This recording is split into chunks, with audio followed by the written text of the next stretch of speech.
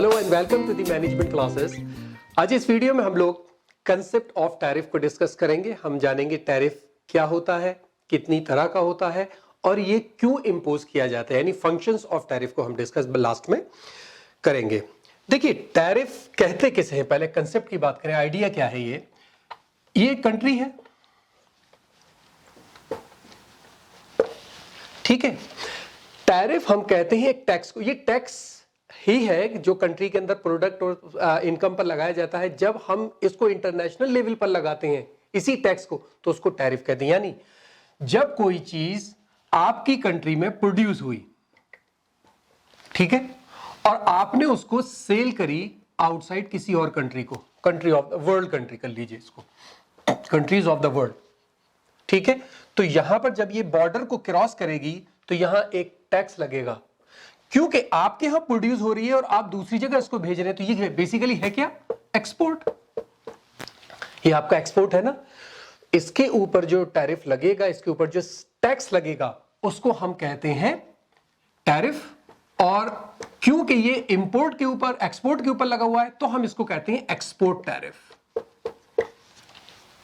दो बातें हो गई। पहली बात तो ये कि जब कोई प्रोडक्ट हम प्रोड्यूस करेंगे, दूसरी कंट्री को बेचेंगे, उस पर जो टैक्स लगेगा उसको हम टैरिफ कहेंगे। और क्योंकि वो प्रोडक्ट हम एक्सपोर्ट कर रहे हैं, एक्सपोर्ट पर लगा रहे हैं, इसलिए हम इसको एक्सपोर्ट टैरिफ कहते हैं। दूसरी चीज, मान लीजिए कोई प्रोडक्ट वर्ल्ड कंट्री में प्रोड्यूस हुआ, ओके, और आपने उसको खरीद लिया, आपने उसको खरीदा, तो आपने क्या किया? इंपोर्ट किया उसको। तो ये भी, जब ये कंट्री को फिर से बॉर्डर को जब क्रॉस कर रहा होगा, तो इसके ऊपर फिर टैरिफ लगेगा, यहां फिर टैरिफ लगेगा। लेकिन ये टैरिफ किस पर लग रहा है? इंपोर्ट पर। इसलिए इसको हम इंपोर्ट टैरिफ कहेंगे।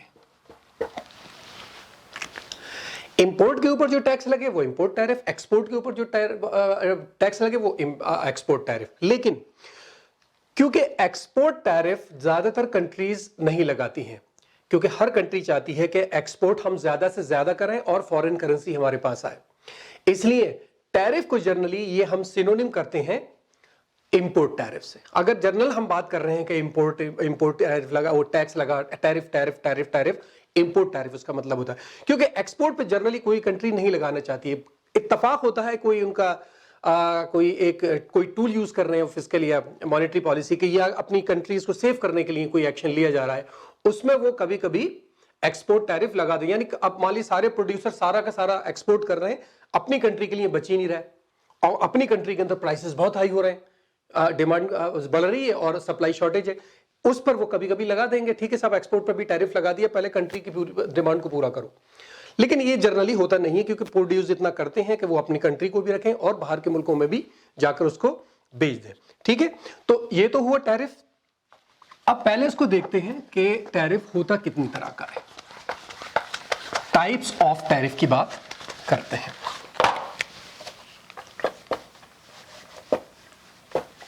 Types of tariff.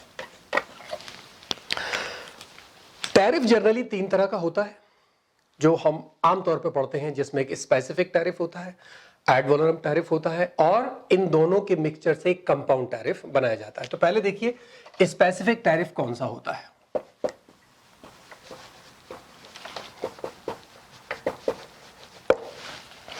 ये तो अपने आप को बता रहा है ना, स्पेसिफिक है ये, यानी स्पेसिफिकली किसी क्वांटिटी के ऊपर लगाया जा रहा है। यानी वो टैक्स, वो टैरिफ जो कि एक फिक्स अमाउंट पर फिजिकल यूनिट, पर फिजिकल वेट या पर physical measurement, physical goods, weight या मेजरमेंट पर जब कोई टैक्स लगाया जाता है, उसको हम स्पेसिफिक कहते हैं। जैसे आपने एक पर्टिकुलरली कोई प्रोडक्ट खरीदा, से फॉर एग्जांपल शूज लिया आपने, पेयर ऑफ शूज कहिए इसको, जूते दो ही होते हैं। एक पेयर ऑफ शूज आपने लिया, उस पर गवर्नमेंट कह रही है कि आपने अगर पेयर, आप वो इंपोर्टर हैं, आपने इंपोर्ट किए पेयर ऑफ शूज, आपने कितने इंपोर्ट किए वो बात अलग है। वो कह रहे हैं कि हर एक पेयर के ऊपर 10 रुपीज हमें दे दीजिए आप एज ए टैरिफ। हर पेयर ऑफ शूज पर आप हमें 10 रुपीज एज टैरिफ दे दीजिए, गवर्नमेंट ने अपना फिक्स किया हुआ है। अब गवर्नमेंट को परवाह नहीं है कि आपने वो पेयर ऑफ शू कितने का खरीदा और कितने का आप अपनी कंट्री में इसको बेचेंगे, इससे कोई मकसद नहीं है। वो सिर्फ पर यूनिट लिया जाता है, क्योंकि इसको calculate he fix money amount per unit of good किया जाता है। ये वेट पर भी किया जाता है। इसको सिर्फ हम प्रोडक्ट, नंबर ऑफ प्रोडक्ट पे नहीं करते। मान लीजिए आपने राइस खरीदे, चावल, ठीक है, चावल खरीदे आपने। अब वहां गवर्नमेंट ने फिक्स कर दिया कि साहब 100 रुपीज पर टन आप हमें दे दीजिए, यानी हर 1 टन चावल के इंपोर्ट पर 100 रुपया आपको हमें देना है। तो यहां पर ये सब चीजें फिक्स कर ली जाती है। यहां किसी भी तरीके से स्पेसिफिक टैरिफ के अंदर हम कैलकुलेशन वैल्यू पे नहीं करते, नंबर पे करते हैं, चाहे वो टन्स के हिसाब से हो, मीटर के हिसाब से हो, स्पेस के हिसाब से हो, ठीक है। लेकिन दूसरा जो टैरिफ है जिसको हम बात कर रहे हैं, एड वोलोरम। एड वोलोरम टैरिफ जो है वो बेसिकली इसके एकदम अपोजिट होता है।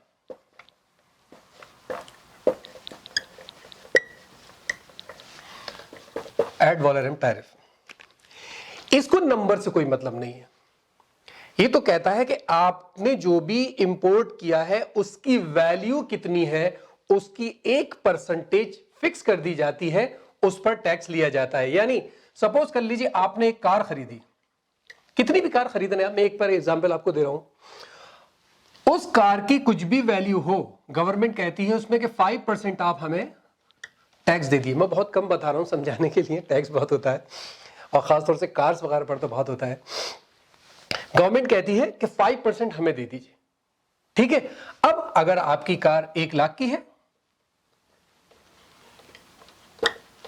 ठीक है, तो आप 5,000 दे दीजिए, ठीक है। अगर आपकी कार 1 करोड़ की है तो आप 5 लाख दे दीजिए। यानी अब कोई भी वैल्यू हो, नंबर से जरूरत नहीं है। 100 कारें आपने ली हैं, 100 कारों की जो कलेक्टिवली वैल्यू होगी उसका 5% दे दीजिए, ठीक है। तो जो एड वोलोरम टैक्स होता है, इसके अंदर जो हम कैलकुलेशन करते हैं वो क्वांटिटी पे ना करके उसकी वैल्यू पर करते हैं, ठीक है। तीसरा आ जाता है जो स्पेसिफिक टैरिफ और एड वोलोरम टैरिफ, दोनों को मिलाकर बनाया जाता है, इसीलिए इसको कहते हैं कंपाउंड टैरिफ।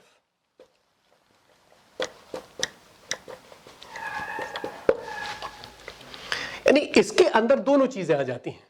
जो इसका स्ट्रक्चर है इस टैरिफ का, कंपाउंड टैरिफ का, इसमें दोनों चीज, यानी स्पेसिफिक वैल्यू भी ली जाती है आपसे, एक फिक्स स्पेसिफिक वैल्यू ली जाती है, प्लस उसके साथ कुछ परसेंटेज भी ली जाती है।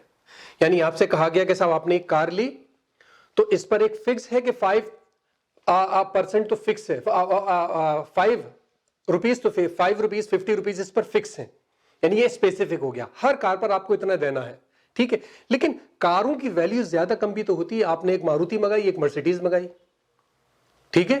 तो अगर आप सिर्फ स्पेसिफिक ले रहे हैं तो फिर मारुति पे बहुत ज्यादा हो गया ये मर्सिडीज के हिसाब से। तो इसके अंदर दोनों रखे जाते हैं, स्पेसिफिक भी है और उसकी वैल्यू भी है। तो जाहिर मर्सिडीज वाला बहुत ज्यादा देगा, मारुति वाला कम देगा। मारुति जाहिर है हम इंपोर्ट नहीं कर रहे हैं, हमारी है, जस्ट एग्जांपल दिया मैंने। कोई और खरीद रहे हैं आपका, कोई भी एग्जांपल ले लीजिए उसका, ठीक है।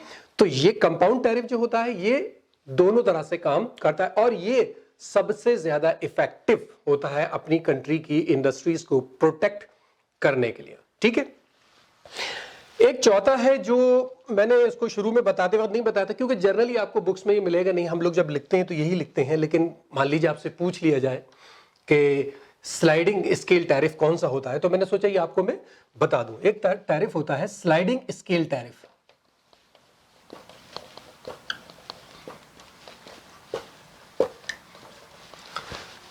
स्लाइडिंग स्केल, ये सिंपल आपको वर्ड ही आपको बता रहा है कि जैसे जैसे वैल्यू स्लाइड करेगी उसका टैरिफ रेट भी बढ़ता चला जाएगा, चाहे वो स्पेसिफिक हो या एड वोलोरम हो।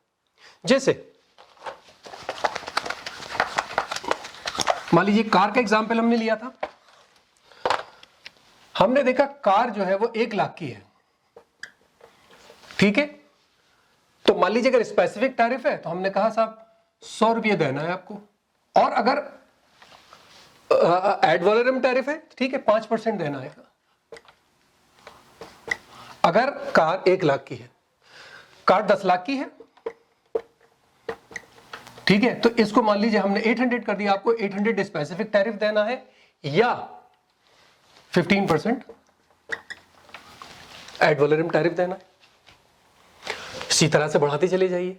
तो यानी वो टैरिफ जो गुड्स की वैल्यू के साथ साथ चेंज होती रहती है, स्लाइड करती है, उसको हम स्लाइडिंग टैरिफ कहते हैं। अब ये तो एग्जांपल दिया मैंने उसमें। अब मान लीजिए हो सकता है कोई कंट्री ऐसा भी कर रही हो कि साहब जैसे जैसे वैल्यू बढ़ रही है वो टैक्स रेट कम कर दे, ऐसा भी हो सकता है। लेकिन दोनों के दोनों स्लाइडिंग स्केल टैरिफ के अंदर आते हैं, ठीक है। चलिए फंक्शंस की बात करते हैं। मैंने टाइम बचाने के लिए इनको लिख लिया है। देखिए फंक्शंस पूछे जाए आपसे या पर्पस पूछा जाए, बात एक ही है। यानी आपसे यह पूछा जा रहा है कि टैरिफ के फंक्शंस क्या है या टैरिफ का क्या पर्पस है, क्या रीजन है, क्यों टैरिफ लगाया जाता है, सब एक ही चीज है, उसमें हम यही फंक्शंस को स्टडी करते हैं। पहला है रेवेन्यू टैरिफ, यानी tariff as a source of revenue. हम टैरिफ को इसीलिए इंपोज कर रहे हैं ताकि हमारा रेवेन्यू बढ़े, हमारी इनकम बढ़े। गवर्नमेंट से हमारा मतलब मेरी नहीं, गवर्नमेंट की इनकम बढ़े, ठीक है। तो गवर्नमेंट अगर सिर्फ अपने रेवेन्यू को बढ़ाने के लिए टैक्स लगाती है यानी टैरिफ लगाती है, उससे जो पैसा आता है उसको हम रेवेन्यू टैरिफ कहते हैं। आप अगर पीछे चले जाइए तो पहले तो एक गवर्नमेंट का ये के रेवेन्यू का बहुत बड़ा पार्ट हुआ करता था, यानी जो टोटल रेवेन्यू है उसका बहुत बड़ा पार्ट सिर्फ ये टैरिफ हुआ करता था। लेकिन चूंकि डोमेस्टिक टैरिफ शुरू हो गया आहिस्ता आहिस्ता और इकोनॉमिक सिस्टम के अंदर डेवलपमेंट होने लगे, टैक्स सिस्टम बन गया, तो इस वजह से ये जो इंपॉर्टेंस है इसकी रेवेन्यू की, इसके टैरिफ रेवेन्यू की, ये थोड़ी कम हो गई है, और क्योंकि अब रेवेन्यू बहुत सारी अलग अलग जगहों से आने लगा है। दूसरा कहलाता है प्रोटेक्टिव टैरिफ। ये बहुत मजेदार है। गवर्नमेंट अपनी डोमेस्टिक फर्म्स को, डोमेस्टिक कंपनीज को प्रोटेक्ट करने के लिए ये टैक्स लगाती है। यानी एक मैं एग्जांपल दूं कि मान लीजिए पर्टिकुलर एक प्रोडक्ट है, आप वो खरीद रहे हैं, एक कार है, आपने कार खरीदी किसी दूसरी कंट्री से, ठीक है। अब वो कार दूसरी कंट्री में आपको से फॉर एग्जांपल 100 रुपए की मिल रही है,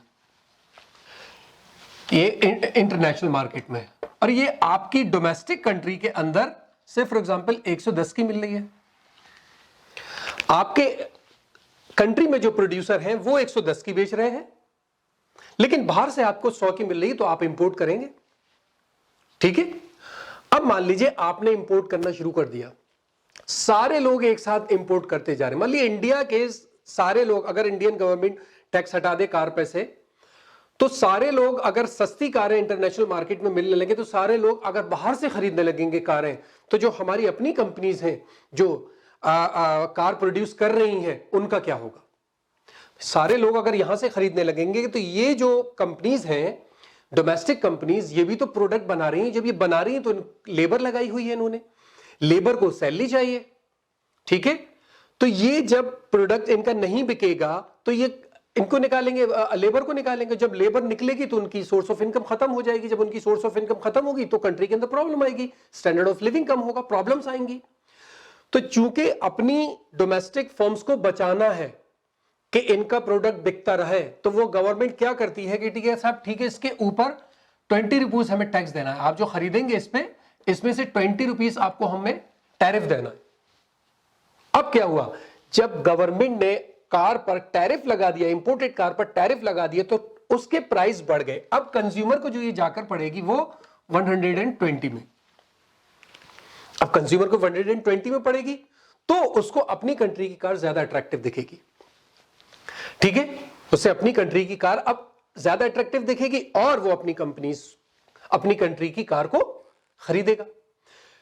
तो चूंकि इंटरनेशनल मार्केट के अंदर कंपटीशन हार्ड हो जाता है, उस कट थ्रॉट कंपटीशन से अपनी कंट्री की फर्म्स को बचाने के लिए, प्रोटेक्ट करने के लिए जो गवर्नमेंट टैरिफ लगाती है, उसको हम प्रोटेक्टिव टैरिफ कहते हैं, ठीक है। तीसरा है प्यूनिटिव टैरिफ। ये बेसिकली कौन सा टैरिफ होता है? ये बेसिकली आप कहिए इसको रेमेडी ट्रेड डिस्टॉर्शन टैरिफ, यानी एक कंट्री दूसरी कंट्री के किसी एक्शन पर रेमेडियल एक्शन जो लेती है, उस रेमेडियल एक्शन में जो टैरिफ लगाती है उसको हम प्यूनिटिव टैरिफ कहते हैं। जैसे डंपिंग आपने सुना होगा इंटरनेशनल ट्रेड में, यानी एक कंट्री कोई चीज प्रोड्यूस कर रहा है और उसके पास रिसोर्सेज जो रॉ मटेरियल है बहुत चीप है, तो वो बहुत चीप प्राइस में उसको किसी दूसरी कंट्री को एक साथ पूरा का पूरा बेच दे, डंप कर दे। वहां की मार्केट गड़बड़ा जाएगी ना, वहां जो प्रोड्यूस कर रहे हैं वो परेशान हो जाएंगे। तो इसलिए एंटी डंपिंग लाया गया, यानी उस डंपिंग के एंटी काम करेगा, लॉ बनाया गया इसके ऊपर। तो अगर एक कंट्री को लगा कि ये प्रोडक्ट हमारे यहां ये कंट्री हमारे यहां इस प्रोडक्ट को डंप करने के लिए जा रहा है, तो गवर्नमेंट उसके इंपोर्ट के ऊपर टैक्स बढ़ा देगी बहुत सारा। अब आप डंप कर ही नहीं सकते, क्योंकि टैरिफ जब लग गया उसके ऊपर तो वो प्राइस बढ़ गई कंट्री में आने के बाद, आपकी डंपिंग रुक गई। एंटी डंपिंग होता है। ऐसे सब्सिडीज एग्रीमेंट होते हैं।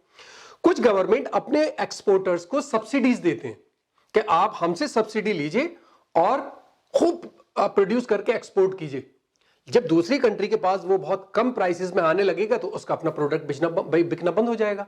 क्यों? क्योंकि गवर्नमेंट उधर उनको सब्सिडी दे रही है। तो ये गवर्नमेंट क्या करेगी? ठीक है, आप सब्सिडी दीजिए, हम उसके ऊपर टैरिफ लगाए दे रहे हैं। तो सब्सिडी उधर मिली और प्रॉफिट कौन कमा रही है? हमारी गवर्नमेंट। तो इस तरह के जो टैक्स होते हैं जो एक दूसरे से दूसरे कंट्रीज के एक्सपोर्ट इंपोर्ट को रेमेडियल मेजर लेते वक्त लगाए जाते हैं, उसको हम प्यूनिटिव टैरिफ कहते हैं। ठीक है, तो मुझे उम्मीद है समझ में आया होगा। आसान टॉपिक है, और कहीं अगर प्रॉब्लम हो तो मुझे कमेंट बॉक्स में बताइए। इस वीडियो में इतना ही। Thank you so much.